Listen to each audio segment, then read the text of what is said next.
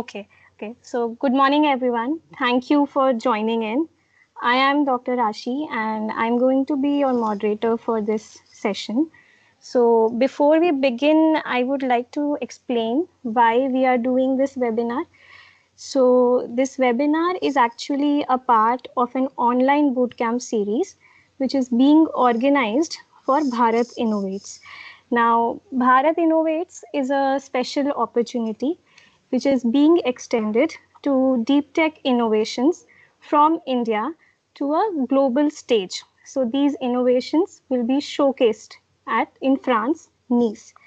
So as of now, the first shortlist is out, and these participants will be exhibiting and pitching their innovations very soon in IIT Gandhinagar. To help them, we are organizing this webinar series. So this is going to be 3 webinars, and today marks the beginning of the first webinar and the entire series. So for today's session, the intent is to introduce you to DBT-BIRAC's enabling platforms. And we have Dr. Jitendra Kumar, Managing Director of DBT-BIRAC, to deliver the opening address. Over to you, sir. Thank you, my BIRAC team and moderator and all the attendees of this webinar. I'm so glad to be here today. I'll just make few remarks, and because time will be limited, but I would just like to mention that this is such an important program of from the department side, and BIRAC is very glad to be part of this.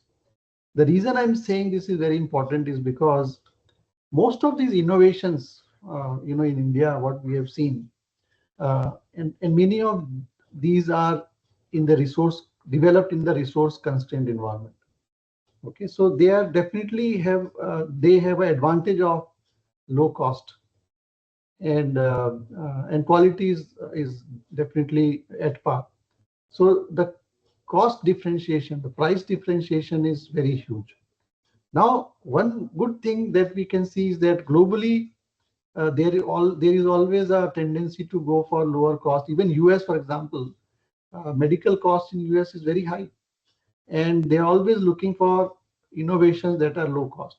However, our advantage is that these innovations are actually set up in the resource constrained environment. So by nature, they are less costly because our whole environment is like this. For example, battery operated, microscope or battery operated ophthalmic instruments, which are important for rural areas where electricity is not. Other countries, developed countries, may not have that constraint, so they may not think about also.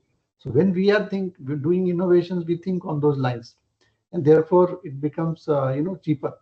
But the problem is there are no avenues, or sometimes it's very difficult for a startup to actually go to other countries and showcase their innovation and launch the products in the global market and get global access, etc. These are important challenges. So this program actually is good for that. We can showcase globally these innovations and all, and really it's a very good initiative from the government of India side.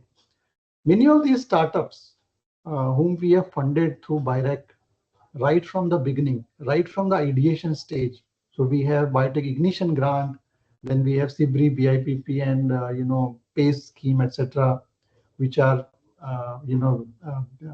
value chain addition. I mean, from each technology readiness level value chain, we have some funds or the other which we have created after studying the ecosystem very nicely. And it caters to the need right from commercialization, right from ideation to commercialization. So the full spectrum or battery of grants are available. Not only that, we have facilitated the setup of incubation centers across India with the universities, with the institutions and different places. And these incubation centers provide plug and play facilities to these startups. Therefore, this whole ecosystem has grown through BIRAC's contribution and BIRAC's funding programs.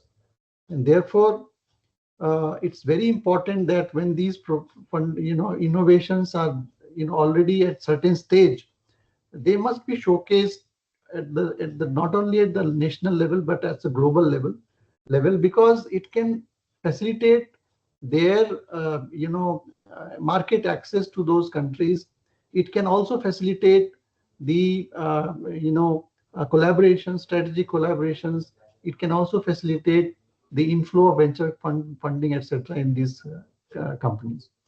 So therefore, I wish all the best for this program, and I wish all the innovators uh, all the best for this initiative. And please take utmost or make use of this platform that we have created. Thank you so much. Thank you, sir. We are honored to have you here. Thanks for the important insights. So, now before we go to the speaker lineup, a side note for all the audience, please keep your questions rolling in. You can type them in the chat box. I will try to get it answered after each speaker. Few of them could be answered, others can email me, and I'll always try to get back to you with those answers. Right. So now the first speaker for today is Dr. Shilpi Gupta. She is head for Innovate for Social Sustainable Development from BIRAC, and she is going to tell us how BIRAC is handholding innovations for sustainable growth. Over to you, ma'am. Thank you, Rashi. And I think this is a really great initiative that we have started, and really happy to be a part of it. Thank you. Thank you, ma'am. Is my are my slides visible? Your slides are visible.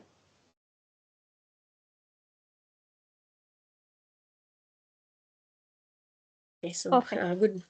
good morning, everybody. I'm Dr. Shilpi Gupta. I've been associated with BIRAC for the past 13 years, and I'm heading a newly created division within BIRAC, which we call as Innovate for Sustainable Development. As has been pointed out by our MD, just to briefly mention, we've been set up almost 13 years ago by the Department of Biotechnology. And the main reason BIRAC was set up was, we wanted to have an interface, a central enabling agency, which would support startup, promote entrepreneurship within the country, uh, promote medium and large scale companies, so that, high risk innovations could be encouraged within the country, and there could be development of innovative, affordable products which could actually address the unmet needs of the society. And BIRAC has, steadily expanded its support across the biotech innovation spectrum. We've been involved in strengthening the translational support, nurturing startups, enabling technology commercialization, and building nationwide innovation capacity. Uh, Most of this was done through grant and aid, but in addition to that, there is also equity funding support available for startups. There are several mission programs that we run. There are niche area programs to promote specific niches, and then obviously networking and mentoring is a very strong aspect which BIRAC looks at. And all this has actually been made possible through the range of schemes that we have, which actually support the entire product development cycle. So right from the stage of ideation till we reach to the stage of till a product reaches market, BIRAC has tailor-made schemes which focus on different parts of a product development journey. Now, by like BIRAC's portfolio or is already touching sustainability through funding in different areas like energy, environment, waste to value, precision fermentation. But over the years, there are certain areas which have emerged, and they have gained importance. They were always there, but now, with the climate change and sustainability aspect, several new areas like develop clean energy, green energy, climate resilient agriculture, sustainable technologies, circular bioeconomy, these became global priorities across the world. And government of India also launched several mission programs for and climate change, like we have an action plan on climate change. There is National Green Hydrogen Mission. Mission Life is there, which was announced. So all these aspects also, put India on the global frame, wherein we want to be a part where to achieve the net zero carbon release in the environment by 2070. And that is why we have launched, or the government of India has launched all these programs. And BIRAC, felt that there was a need to have a division which could integrate, different aspects of sustainability, circularity, and climate aligned innovation. And so we have created this division which we called as Innovate for Sustainable Development. Basically, the division would help to align BIRAC with national and global sustainability mandate. It would respond to, the rising demand for biotech driven solutions, specifically in the area of green energy, circular economy, resilience in terms of climate change. It would help to create a structured platform through biotechnology for specifically environment and climate, and also, act as an institutional anchor for different climate funding organizations like the Green Climate Fund, which is there. The key activities that we would be focusing on would be to identify potential areas in sustainable development, followed by designing of focused or thematic programs, support a development of a strong R&D to translational pipeline, and then establish different kind of innovation challenges so that we could support sustainability and have integration in this particular domain. A few potential areas could be, like plastic waste management is a big problem, and lignin valorization, synthetic biology. But the first aspect which we'll be starting with is, a program on green hydrogen, which BIRAC would be working along with the Ministry of New and Renewable Energy, and we'll be coming out with different activities in this area. Now, having talked about this new division, there is another important um, aspect which is important for, again, India to take. Which has been considered as a national priority, and that is advancing India's biomanufacturing capacity. And for that, the Department of Biotechnology and BIRAC, a policy was announced, which we call as the BioE3 policy, which basically intends to harness biotechnology for economic development of the country, for having aspects of environment included into it, and obviously using biotechnology for operation for employment generation. This policy was launched last year in August, and it basically provides a framework to empower Indian institutes, universities, startup and industries to engage into transformative innovations. The major aspect of the policy is obviously to intensify research and innovation to promote biotechnology based product. It would help to boost the domestic manufacturing capability. There are a lot of aspects into it which would help to nurture cohort of skilled manpower. Setting up of large scale manufacturing facilities would be set up so that if some startup wants to scale up their production or development, they could go ahead and use those facilities, and obviously help the country to transition towards biomanufacturing and have a bio-based economy within the country. Basically, this would actually promote circular economy and integration. So there are 6 thematic areas based on in this policy, which have been very appropriately thought of. These focus on development of bio-based chemicals, enzymes, functional foods, and smart proteins, precision biotherapeutics, aspects of climate resilient agriculture, focusing on carbon capture, its utilization, and futuristic marine and space research. The policy would has features wherein it says that discovery related research would be supported. In addition to that, there is a valley of death. Once you have a proof of concept, you don't know, you don't have funds to move forward. So for bridging the gap from the proof of concept till late stage validation, there are funds available. There is a lot of public private partnership that we hope to have in this, and then obviously international collaborations and center state connect is something that would form a part of this aspect later on. The implementation mechanism was very clear. We wanted to support product innovation and development. We wanted to have some fund for bridging the critical gap between the innovation and scale up, and that we hope to do by BioE3 centers. And then the third aspect was to support infrastructure development through Mulankur, as we call them. These are bio enablers which are being set up across the country for scaling up the technologies. So till now, we've been able to establish a network of 21 bioenablers. This consists of 8 biofoundries and 13 biomanufacturing hubs, and they cater to different thematic areas of biomanufacturing. The biofoundries are obviously, for taking a research from this lab level to early commercialization. And the biomanufacturing hubs have been set up for taking a technology up to the level of commercialization. So these enablers, these would be like common usage pilot pre-commercial manufacturing facilities, which can obviously be used by all the actors in the startup ecosystem, in the biotechnology ecosystem.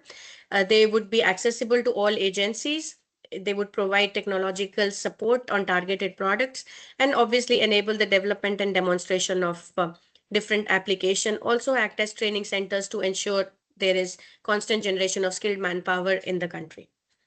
Other than these biomanufacturing hubs, the thematic areas, the 6 thematic areas which I just talked about, different call for proposals have already been announced in these thematic areas. Like we have cell and gene therapy, bio-based chemicals, bio AI hubs, monoclonal antibodies. So these are the different thematic areas in which the discovery and bridging the gap research would take place for promoting biomanufacturing within the country. So that's all from my side. Thank you very much. Over to you, Rashi. Thank you, ma'am, for summarizing BIRAC's efforts so beautifully. So we have one question for you, which is from Priyank.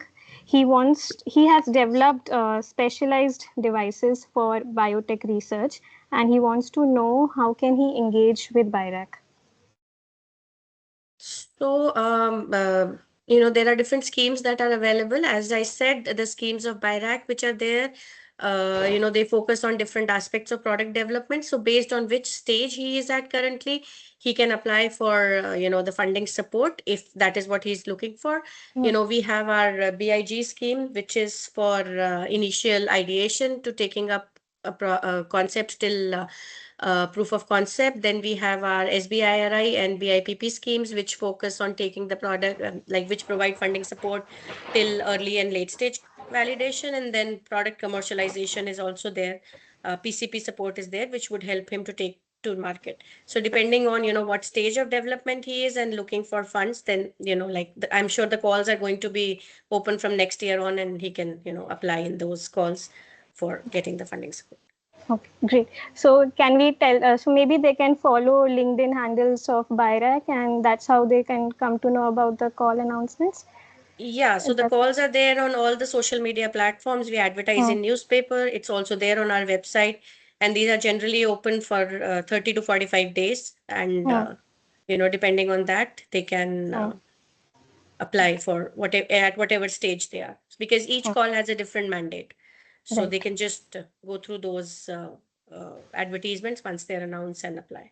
It's an online application, so they just have to go ahead and register on the BIRAC website, and then from there the portal takes them to the next steps, and it's a very user friendly and easy portal which we have. The application is online, so once they log in, they'll be able to see the active calls and just go ahead with whatever application they want to do.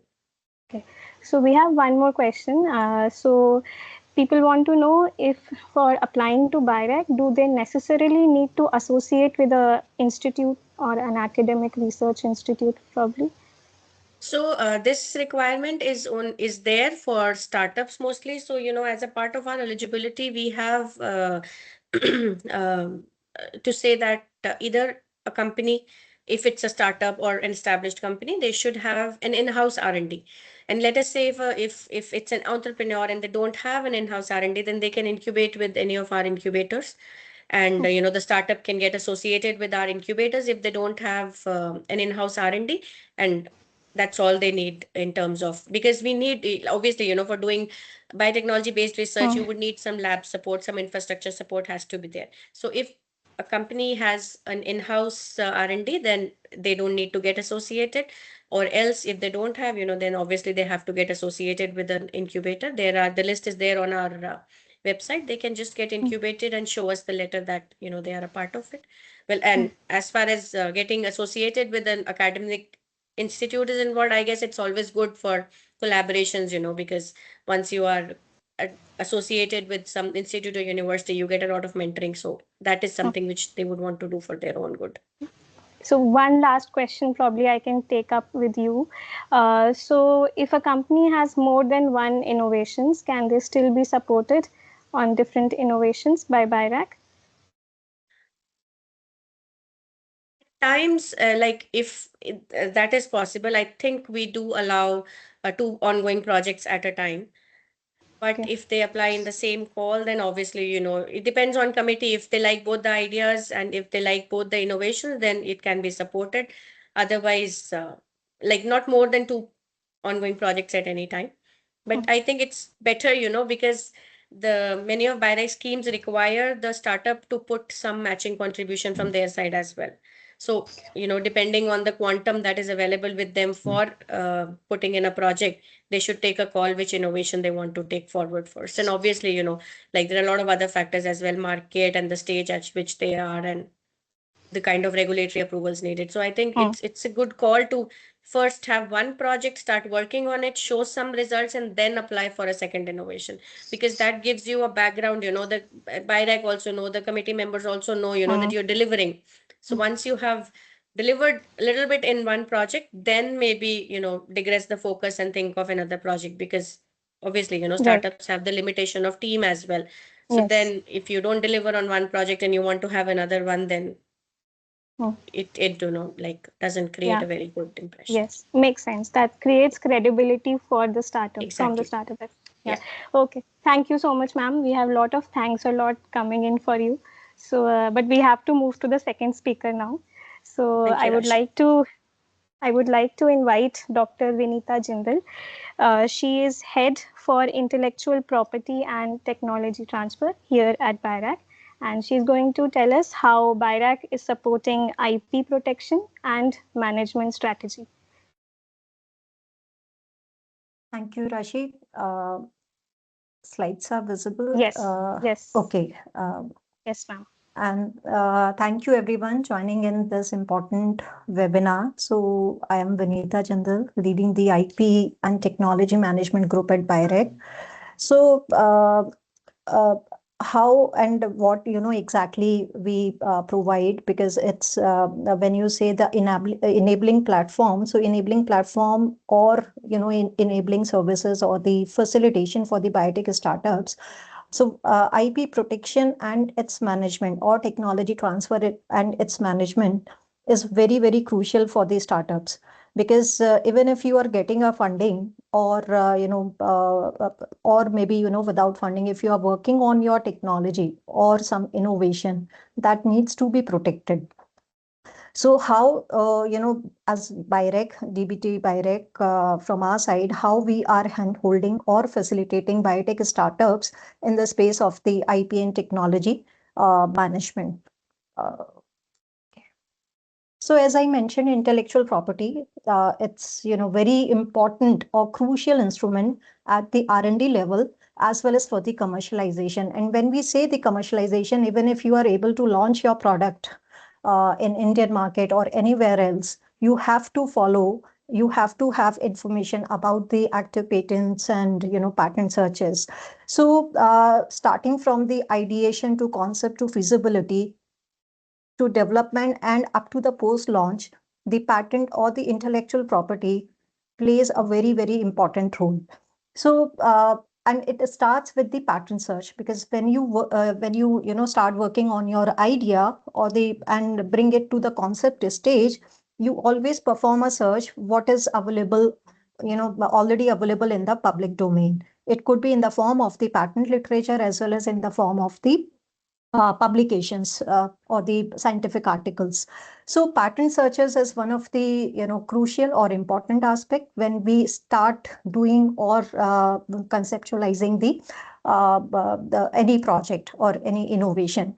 And So it starts with the patent search, and then in between, when you start developing your concept and it comes to a feasibility and development stage, you protect. So that protection could be any form of the intellectual property, right? So basically, from the research and development phase to the commercialization, intellectual property in nutshell plays a very important role. So that's why at BIRAC, we have the IP and technology management group, so that we can facilitate, we can handhold, we can guide or advise our startups on different aspects of the intellectual property, as well as on the technology transfer and licensing part. So we have internally, for this group, we have 5 different components, and what we have done based on the 5 different strategies for this group, we have designed few different programs. So of course it starts with the projects which are coming to the BIRAC under different program. We prepare a patent due diligence, and we take care of all the searches, and of course if license agreement and material transfer agreements, memorandum of understanding between the two parties, if they are involved, so this is our responsibility to support the startups, how it is going to be beneficial for them to have the license agreement in place if they have not taken, or if they have not signed a license agreement or material transfer agreement, because we are working in a space of the biotechnology. So most of the time we take the material from some labs, or maybe from different material collection centers. So most of the time the startup says, like, we do not have a MTA in place, and it becomes very important when you start thinking about the commercialization or even for the licensing. The other component, what we have as a part of the strategy of this group, we perform multiple pattern landscape and analysis, that basically that is for the internal use, so that we prepare some strategy, where are the white spaces. So patent landscape analysis gives us the areas where we can think about having a niche area call, or maybe how we can support the startup in this space. The another important program which we have is the BIRAC Path program, because as a part of the strategies, what we thought about, when they are receiving they are getting a funding, and they have to secure their IP or protect their innovation. So most of the time startups, they have a always have a lack of funding for patent filing. Of course, Indian patent filing can be done with the limited support, but when we come to a stage of the national phase filing, or patent filing in different jurisdiction, that's where we have created this BIRAC Path program. The another important strategy is to sensitize and build the capacity of our startups and innovators on IP and technology management. So we conduct a lot of workshops and webinars to aware the startups in this space, as well as we carry out different capacity building programs. And recently we started this program, IP and Technology Management Law Clinic Connect, which we run every month to advise and to mentor the biotech startups. So as I mentioned, when we do the patent due diligence, it starts from the pre-sanction stage to site visit to apex to post-sanction stage, and it involves different component to assess any innovation which has come to BIRAC. So these are the, like, we do the patent search, prior art and freedom to operate searches. We do assess the background IP, review of the license agreement, and license agreement MTAs and MOUs. So how we do it? We do have a access of paid or we have subscribed a few patent databases, based on which we are able to prepare the patent searches report, and we support the startups based on that. So coming to the BIRAC Path program, which is basically meant for providing the financial support or protecting the innovation, not only in India, but of course PCT and the convention application, and protecting the innovation in other countries, we have created this program. And the support, if you have filed a provisional, or if you still, thinking stage, okay, you are in process of filing. So this support starts from the provisional, goes up to complete to national phase filing. So the another component of this PATH program is the technology transfer facilitation. So as a part of this, what we do, the patent application which we have supported under this program, we also support them, facilitate them for technology transfer. So these are the offerings to the BIRAC innovators. One component is on the IP side, and another component is on the technology transfer. So how we do it, patent searches we do in-house, drafting and filing is outsourced to the empaneled IP and tech transfer firms. And of course, we do the patent landscape analysis that is also done internally. So technology transfer involves the different steps. So again, with the help of the tech transfer, empaneled tech transfer firms, we do the technology evaluation, IP assessment, market evaluation. Marketing means like connecting the, sharing the technology brief with the, or you can say non-confidential information to the companies who might be interested in the, interested in any technology. And once it is done, then we negotiate, and with the help of the empaneled tech transfer firm, we do the IP valuation also. And then, of course, CDA, MOU, and license agreements will be done. So advisory program, as I mentioned earlier, we do it every month on second Friday. So like today is planned this session, IP and Technology Management Law Clinic Connect. So this session is actually open to all, where we advise or guide the startups on any of the aspect. If you can see on left hand side, IP filing process, technology evaluation, licensing, patentability criteria, including the, if you are using the biological material, whether we should apply for the regulatory approval to the National Biodiversity Authority. So those kind of queries, if you have, you can join. It's a simple process. Either you can scan this code, this QR code, or you can register on your on our website. So one slot will be allocated to you for 15 minutes, and you can discuss IP and tech management related queries. So as a part of the advisory, except this program, the Law Clinic Connect program, we do advise our startups on creating a strong IP portfolio. So how we do it? So first, of course, any innovator or startup company need to understand your, IP assets. How many IP you can protect? So that could be a patent, that could be a trademark, could be a copyright, or maybe a design aspect. So that we have to identify, we have to understand. And then, of course, you conduct a prior art search. You protect it, maybe a trademark application, you have to file it, or maybe a patent application. And of course, you develop a licensing strategy. Or if you are a kind of a startup who has the ability or capability to do a manufacturing, then of course, licensing is not, you will not be doing a licensing part. Because you have the capability of doing the further, validation or the manufacturing part. The other, if you have opted for the licensing strategy, then of course you have to monitor the licensing agreement as well as the IP which you have protected at the Indian Patent Office or maybe different jurisdiction, and then continuously innovate. That is very important aspect. So don't restrict yourself to one part of the innovation, because innovation keeps evolving. So you have to continuously innovate and protect. So what we always guide to our startup, they always have one question, like to patent or not. Of course, because you are working in a space where tomorrow can be more competitors working in a specific domain. So of course, if you have come to a stage where you think you should have a protection, or you should have a innovation protected, of course you should go for the patent filing.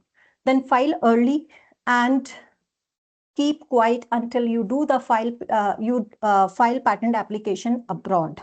So file early means if you have filed provisional application, because provisional application doesn't publish before time. So now we have a provision as per Indian Patent Act, early publication and a timely publication, which is the 18 months from the date of the filing. So if you have filed a provisional application, file complete application, and after that, of course, you can start discussing about your innovation. File again as the invention evolves. So that's what I mentioned on the previous slide. Reevaluate your patent protection on a regular basis. Whether we should maintain it, or does it require further addition or modification in the existing patent application. Transfer pre-incorporation IP to the company. So again, this is very important because we come to a different background. We might be working in different institution, and we might not be aware, like if we are carrying some information from the previous institution or the organization. So we have to assess what are the pre-incorporation IP associated with that innovation. Do not wait until your patent issues to commercialize the invention. And most of the startup, do ask this question: should we wait till the patent, when we have a patent granted? No, you can, of course, commercialize, or you can license out your innovation to other company. But regularly you have to check the patent application status. Do not solely rely on patent. Of course, patent is not the only form of the intellectual property, but of course very, very important in the scientific domain. But we also need to understand the importance of the trademark, importance of industrial design when we are working in the medical device and medical device sector. And always remember IP when hiring and contracting. So these are the advice we always or the suggestion we give to our startups. So as I mentioned, we do conduct awareness workshop as well as the capacity building programs. And the another important component, what we did through the DBT-BIRAC and National Biopharma Mission. Under the National Biopharma Mission, we set up 7 regional technology transfer offices, and they were created to strengthen the bio-cluster ecosystem, technology transfer activities, facilitation of tech transfer activities, creation of the IP awareness. So this is the where we have located. So we have 7 tech transfer offices located. Couple of tech transfer offices in Delhi, PCIL and FITT. One in Pune, one in Bangalore, Hyderabad, Bhubaneswar, and Trivandrum. So maybe if either you can write to us if you have any query related with the IP and tech transfer, or if you are in any of these cities, you can contact them for your queries. So that's all from my side. If there are any questions, happy to take. Thank you so much, ma'am. Especially as we go global, I think patent protection is becoming more and more important, and that's also a part of this program. So I have few questions coming in for you. There's one question which is being repeated. So is there a way that startups or entrepreneurs can get their patent expenses reimbursed? Because that is a huge burden for the innovators. So there are schemes from the different departments like MSME. They do a lot of reimbursement. So the only condition is you have to have the MSME registration, Udyam registration. Okay. And through the IPFCs, they can have the reimbursement. And if you are working in the space of the electronics, nowadays medical devices also carries the component of electronics and this computer algorithms and those parts. So it can be reimbursed through the MAITI program. Okay. So these are the 2 programs where they can have the, MSME especially, because they do provide for all forms of the IP reimbursements. Okay. Thanks, ma'am. So Mohit from WellQuest Labs is asking, so if a innovation is being developed through BIRAC's support, so is the patent will the patent be with BIRAC, or is it a property of the startup?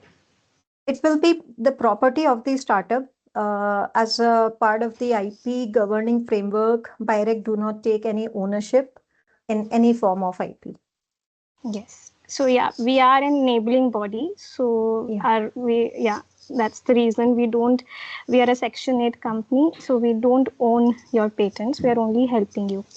So there's one more question from Suresh. He's asking, when applying for BIRAC's grant, is it recommended to have a patent or an idea? And if it's just an idea, is there mechanisms within BIRAC where their idea is being safeguarded? See, idea also needs to be converted to a proof of concept stage or phase, I should say, because even if you file a patent application for idea, you need a lot of data to support it. So if you don't have data, that application will not be will not be helpful for the startup or any innovator. So of course you can, if you think your idea is so unique, so novel, you can protect it, but at the same time you have to have data to strengthen the patent application. So that's why the importance of data or doing the research part is very, very important, especially in the biotech sector. Right. So one more question.